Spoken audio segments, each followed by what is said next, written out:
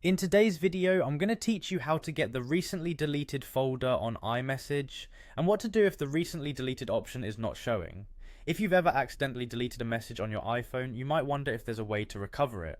Luckily, starting with iOS 16, Apple introduced a recently deleted folder in iMessage, similar to the one found in Photos. This nifty feature lets you recover messages you've recently deleted. Let's dive right into it.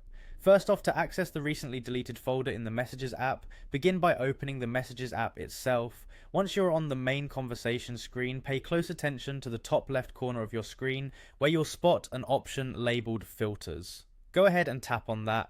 This will bring up a list of categories, offering you a more organized view of your conversations. From here, you'll see a category titled Recently Deleted.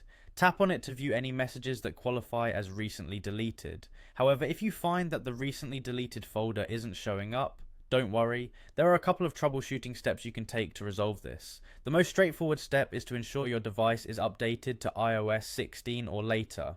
To do this, navigate to Settings on your iPhone, then scroll down to the option labeled General, and from there select Software Update. If there's a new update available, you'll see an option to download and install it. Just follow the prompts and soon your device will be running the latest version of iOS, which should enable the recently deleted folder option in iMessage. After updating your iOS, you might want to test the feature by deleting a message thread to see if the recently deleted option appears. Go back and check your Messages app. This often triggers the folder to show up, as the system now recognizes the need for such a feature. In some cases, you might still encounter issues. If the folder remains elusive, another tip is to use Spotlight Search on your iPhone.